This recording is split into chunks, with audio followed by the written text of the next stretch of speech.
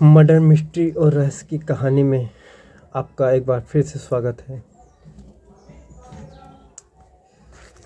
क्या कहूँ, कहानी में कोई और तैयार करता हूँ और कुछ घटना ऐसे आ जाती कि जो रोचक, अनसुनी, उलझी हुई लगती है और आपको बताना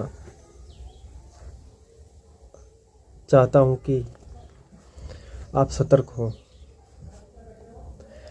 साइबर फ्रॉड के कई मामले आए हैं, कभी जज बनकर, कभी टीचर बनकर, तो कभी फिर पुलिस बनकर लोगों को कई तरह से चूना लगा रहे हैं। इसमें अधिकांश वही लोग फंसते हैं जो कि पढ़े लिखे होते हैं। तो साइबर क्राइम किस तरीके से काम करता है, नए नए हथकंडे अपनाते हैं लोगों को फंसाने के लिए, कभी कुछ कभी कुछ कभी कुछ। तो ऐसे में कहानी भी दिलचस्प बनती जा रही है। तो आज की कहानी साइबर फ्रॉड की है कि पाकिस्तान से युद्ध का हवाला यज्ञ के नाम पर 20,500 रुपये ठग लिए। अब तो साइबर ठग सेना अधिकारी बनकर पंडित जी को ही ठग लिया। हैरान कर देगा ये मामला आपको। उसके बाद ठगी करने के बाद पंडित जी को धमकी भी डाली। पुलिस हैरान, जांच जारी है। ये घटना कानपुर की है। सेना का अधिकारी बनकर साइबर ठगों ने यज्ञ के नाम पर पुजारी से 20,500 रुपये ठग लिए। पिछले दिनों पहलगाम में आतंकवादी हमला हुआ। पूरा देश के मीडिया उस खबर को कवरेज कर रहे हैं। तमाम तरह की बातें निकल के आ रही है। इसी बीच साइबर ठग भी यही हमले का फ़ायदा उठा रहे हैं। फ़ायदा उठाकर चूना लगा रहे हैं, और वो भी पंडित जी को, जो कि दूसरे को चूना लगाते हैं। जिसने भी ये मामला सुना अंदर से हिल गया। आखिर कैसे हुआ, क्या हुआ? कानपुर पनकी इलाके में पंडित कृष्ण बिहारी शुक्ल रहा करते हैं, जो कि पूजा पाठ, अनुष्ठान, यज्ञ भी करवाते हैं। तो उनके पास एक फ़ोन आया। खुद को सेना का अधिकारी बताया। पंडित जी से कहा कि सेना की टुकड़ी दुश्मनों के नाश के लिए रवाना हो रही है। विजय प्राप्ति के लिए रुद्राभिषेक और यज्ञ जरूरी है। आरोपी ने बड़ी ही चतुराई से कहा कि मिलिट्री कैंट में विजय यज्ञ कराया जाएगा और उसके लिए पुजारी जी को 11 ब्राह्मण के साथ उपस्थित रहना है।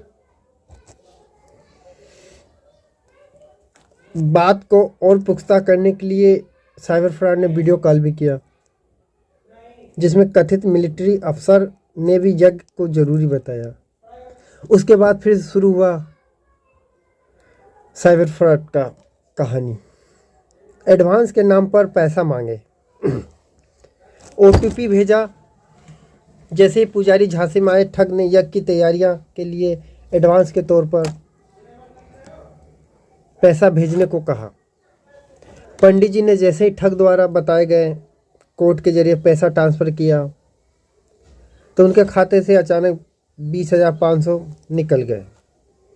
उसके बाद कॉलर गायब। कुछ दिन बाद फिर ठगी का यही मामला यहीं नहीं रुका। पीड़ित पुजारी ने बताया कि साइबर फ्रॉड करने वाले ठग लगातार धमकियां दे रहे हैं। इससे घबराए उन्होंने पुलिस साइबर कमिश्नर के पास लिखित रूप से शिकायत की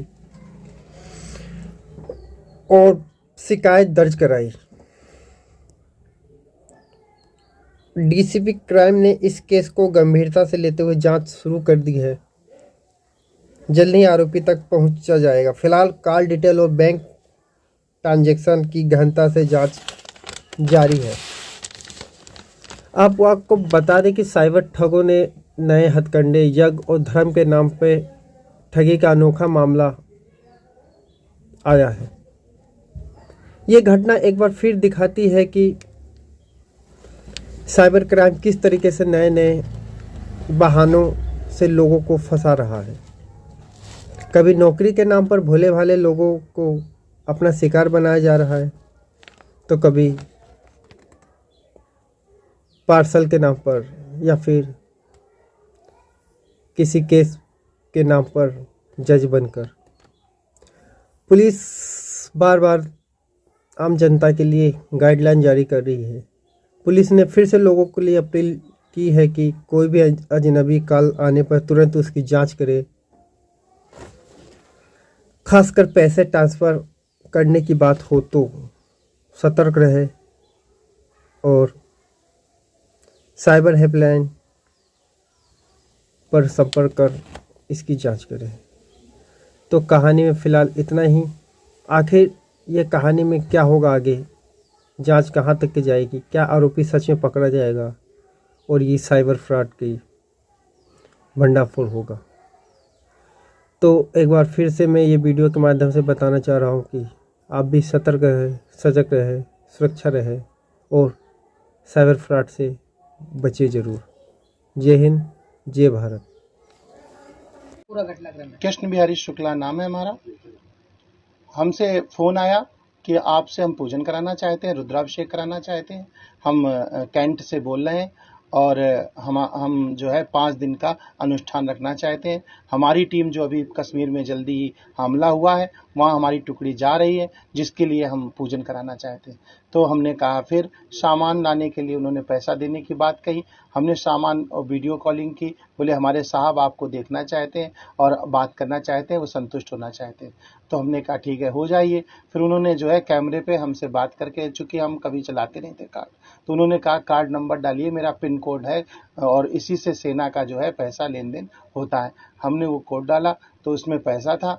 बोले अपना वो चेक करिए, बैलेंस चेक करिए। हमने बैलेंस चेक किया, जिसमें हमारा पैसा 20,500 रुपये कट गया। अब हमारे पास कॉलिंग आ रही है, कम से कम 50 कॉल आ चुकी हैं, जिसमें वो हमको धमका रहे हैं और हमारे परिवार को तमाम प्रकार से, पुलिस का और तमाम प्रकार से हमें धमकी देने का काम कर रहे हैं।